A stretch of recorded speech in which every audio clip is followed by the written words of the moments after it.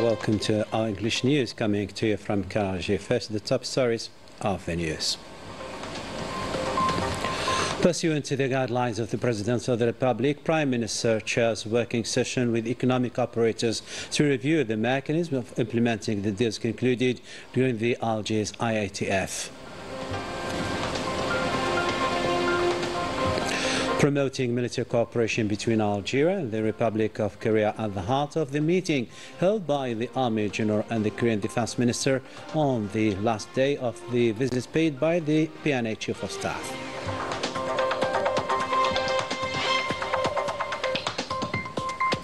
Civital and Hire sign a landmark deal to boost local appliance production and technology transfer, paving the way for a sustainable industrial partnership.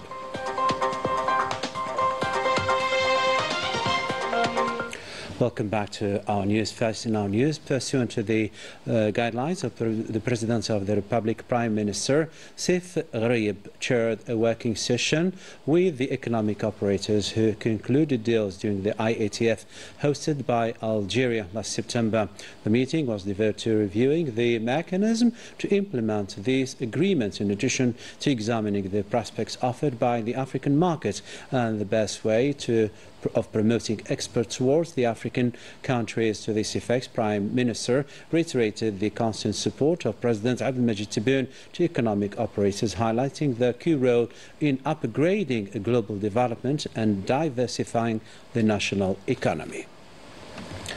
To military cooperation, and on the fifth day of his official visit to the Republic of Korea, Army General Chingriha, Minister Delegate to the Minister of National Defense, PNA Chief of Staff, was received by the South Korean Minister of National Defense. Let's discover more with Melissa Kabash.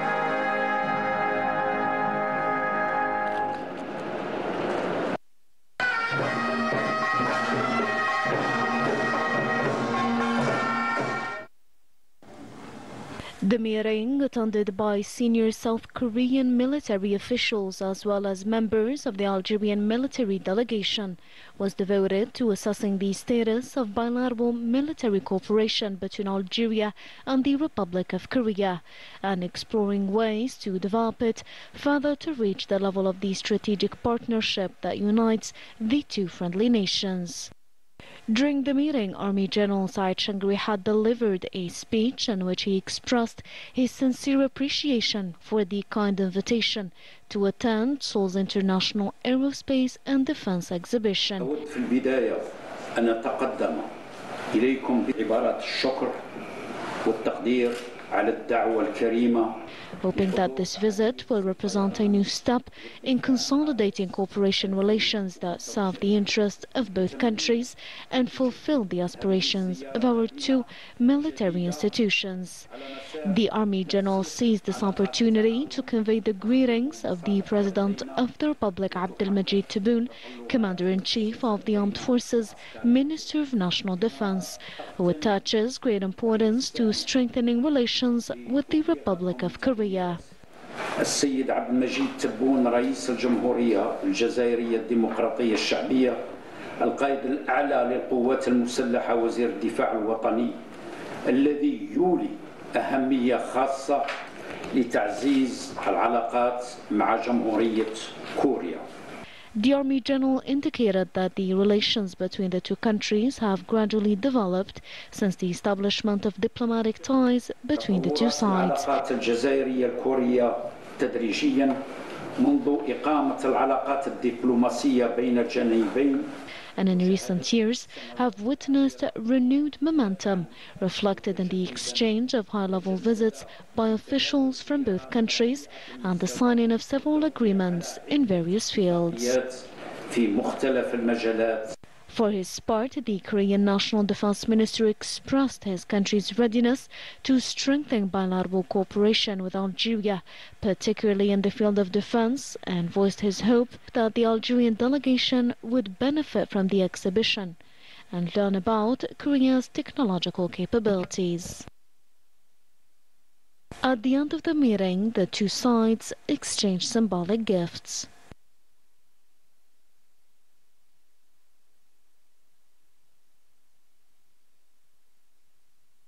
Before Army General Saeed Shangriha signed the ministry's Golden Book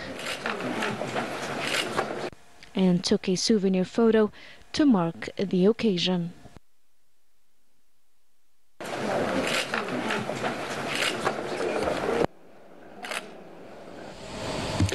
From military cooperation to diplomacy now, the State's Minister of Foreign Affairs, National Community and African Affairs, Ahmed Attaf, received a phone call from Belgium's Deputy Prime Minister, Foreign and EU Affairs and Development Cooperation, Maxime Prévost. The conversation revolved around the progress made in implementing the decisions jointly taken during the Belgian minister's visit to Algeria last July, meant to give a fresh momentum to bilateral cooperation. The two sides reviewed as well the preparations being made for the upcoming bilateral events.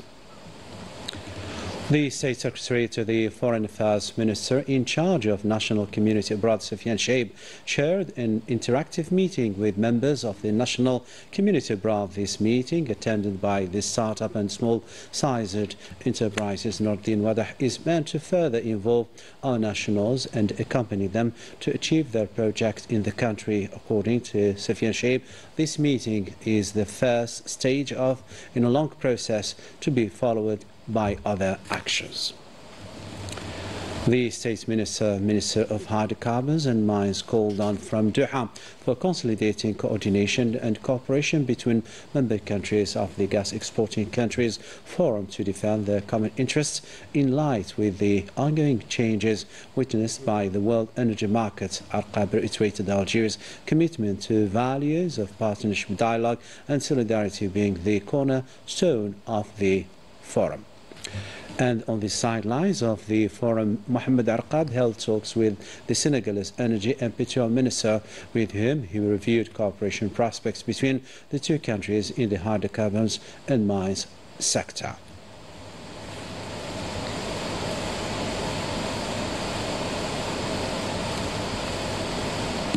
To another ministerial activity on the sidelines of attending the 16th session of the UN Conference on Trade and Development in Geneva, the Foreign Trade Minister Canal held bilateral talks with the Secretary General of the conference, Rebecca Greenspan Maïfs. The two sides reviewed ways and means of further promoting cooperation in sectors pertaining to sustainable development and the national capacities of upgrading exports as part of diversifying the economy. To business now, Civital and Haier have signed a landmark deal to boost local appliance production and technology transfer, paving the way for a sustainable industrial partnership. Melissa Lila-Balaman has more to say.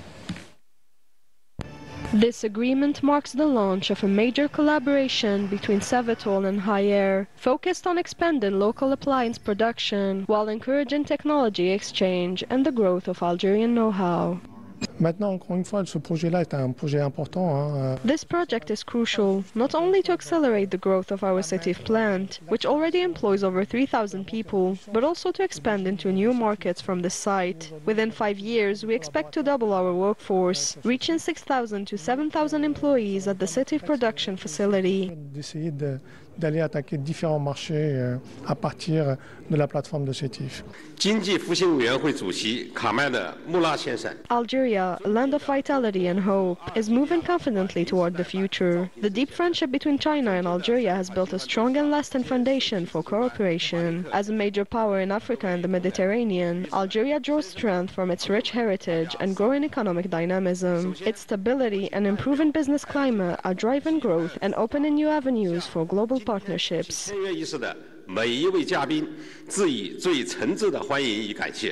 Together, the two partners plan to build a modern, efficient and competitive industrial base, one designed to serve Algeria's domestic market and expand into exports. La production va permettre de satisfaire le marché algérien. Half of our production will meet Algerian market needs, while the other half will go to exports. Within 5 years, we aim to surpass $500 million in export revenue. Arriver à un chiffre à l'export qui va dépasser les 500 millions de dollars. C'est un plus dans la mesure où il vient. This partnership strengthens national production capacity, develops local expertise, and boosts Algeria's industrial competitiveness. As the President said, it's a source of pride to form this joint venture with a world-class partner. Je ne répéterai pas les propos de Monsieur le Président. C'est un motif de fierté là. By signing this deal, Civital and Haier are laying the groundwork for a strong and forward-looking partnership, a genuine win-win alliance between Algeria and China, built around a shared vision for a sustainable and ambitious industrial future. To the field of transport and after months of anticipation, the maiden flight linking Algiers to N'Djamena is operated, opening fresh opportunities for trade, travel and partnership across Africa. Bisma Far expounds.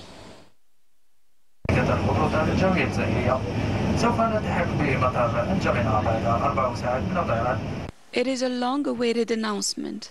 The first direct flight from Algiers to N'Djamena has finally taken off, a moment of pride for passengers who say this new route opens new doors for Africa. This line is a great thing. It saves us so much time. Before, we had to take long flights with several stops in Egypt or Turkey. The new route is already making travel easier for workers and entrepreneurs. Before today, travelers had to go through Tunis, then Algiers, Paris. This initiative is part of a broader effort. Our goal is to strengthen Algeria's presence across the African continent. على مستوى القارة الإفريقية وعبر المطارات الإفريقية.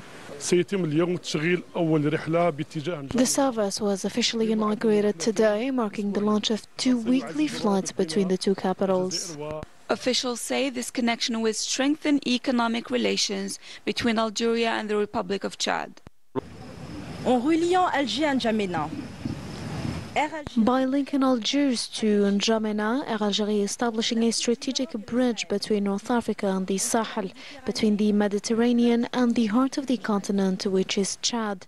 This new route will further boost economic exchanges between our business communities, facilitate mobility for our students, and offer new travel options for both Chadian and Algerian passengers.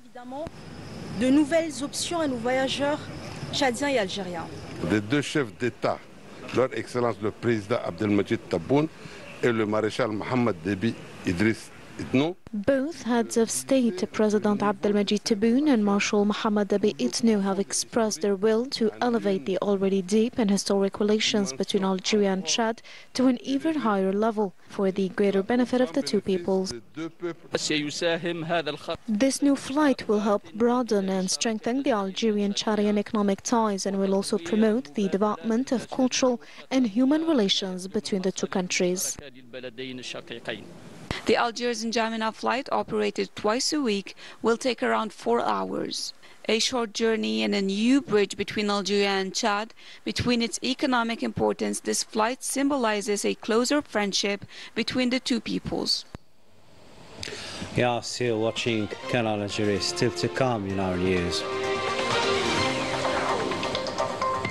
France once again in turmoil as the revenue section of its 2026 budget plan is overwhelmingly rejected.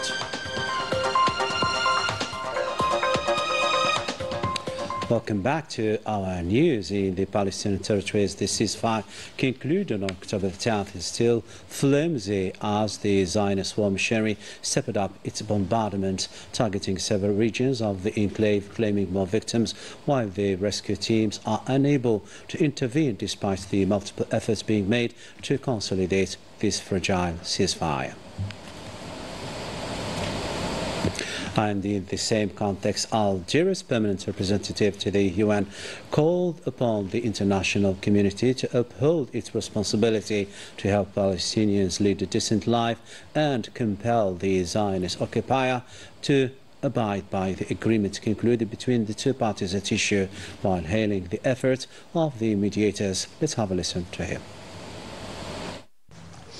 We strongly condemn these actions and call upon the international community, and in particularly this Council, to uphold its responsibility to safeguard the prospect for a just and viable two-state solution.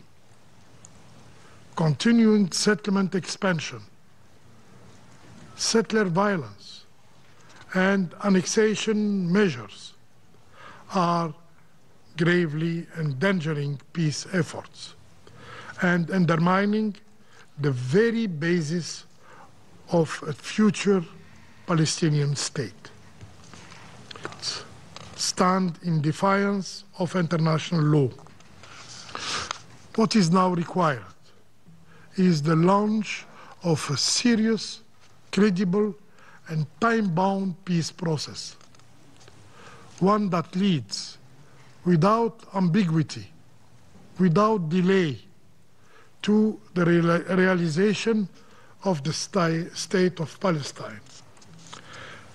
Returning to the statu quo before October 7 is not acceptable. Returning to the blockade is not acceptable. Returning to the denial of Palestinian rights is not acceptable. Impunity and disregard for international law are not acceptable. Justice, freedom, peace, and dignity for the Palestinian people are not only necessary, they are inevitable. Ammar Ben Jama speaking at the UN. Still with the international news, tensions are once again rising in Morocco as protests demanding social and political change are facing increased repression from the Mersin authorities. Besmafa once again. A situation that many say stems from decades of injustice and the marginalization of basic rights in favor of a centralized power. We will continue to protest until our demands are met. For many, these words echo frustration that has built up over years. The Mersin, they say, keeps making promises it never fulfills. Recent arbitrary arrests in several cities, including Rabat, Oujda and Agadir, have reignited the debate over state repression. Observers say the events go beyond isolated incidents and reflect a deepening crisis of trust between the authorities and the people. Images shared on social media show scenes of violence and mass arrests, now seen as a symbol of a system accused of trying to silence opposition figures. Sadly, our demands have only been met with repression. That seems to be the only language the Makhzen understands today.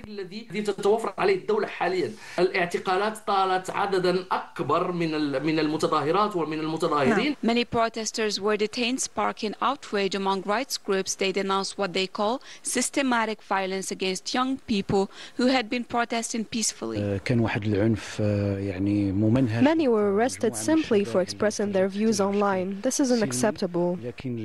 In trying to crush opposition through fear, analysts say the Makhzen has only amplified the voices it sought to silence, voices that are now impossible to ignore.